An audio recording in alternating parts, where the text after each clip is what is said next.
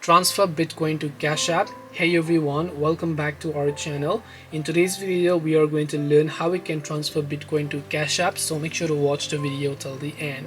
Now if you want to transfer Bitcoin to Cash App, let's say you have Bitcoin in your account and then you want to send the Bitcoin to someone else, you can do so right from here. But here you can see whenever you're on the homepage, USD is selected by default, which is your country's currency. From here you have to select Bitcoin. So now once you select Bitcoin, enter the dollars worth of Bitcoin that you want to send. If you don't have Bitcoin, you'll be asked to buy Bitcoin, by the way. So make sure to enter the dollars worth of Bitcoin you want to buy, and then you can send them to another Cash App addresses.